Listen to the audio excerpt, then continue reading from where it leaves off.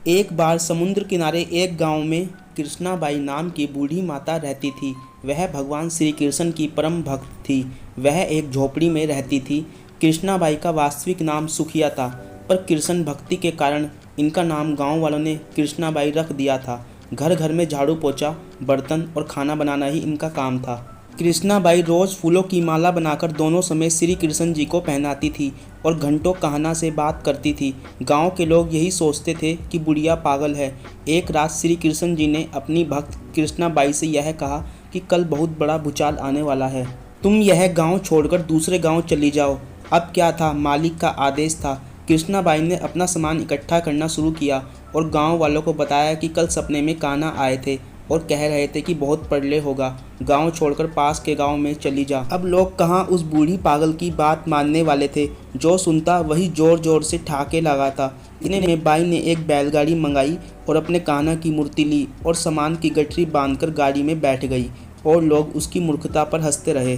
By जाने लगी। अपने गांव की सीमा पार कर अगले गांव में प्रवेश करने ही वाली थी कि उसे कृष्ण की आवाज़ आई, अरे पगली, जा अपनी झोपड़ी में से वह सुई ले आ जिससे तू माला बनाकर मुझे पहनाती है। यह सुनकर माई बेचैन हो गई और तड़प गई कि मुझसे ये भारी भूल कैसे हो गई।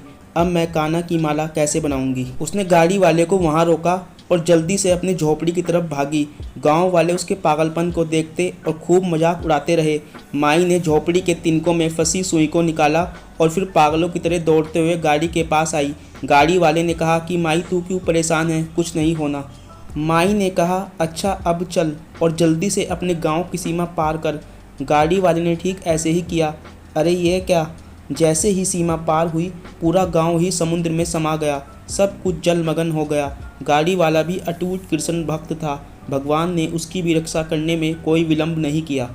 इस कहानी से हमें यह शिक्षा मिलती है कि प्रभु जब अपने भक्त की मात्र एक सुई तक की इतनी चिंता करते हैं तो वह भक्त की रक्षा के लिए कितना चिंतित होते होंगे। जब तक उस भक्त की एक सुई उस गांव में थी, पूरा गांव बचा था। इसलिए कहा जाता है कि अगर इस दुनिया में संत एवं अच्छे व्यक्ति ना होते तो ये संसार कब का समाप्त हो गया होता।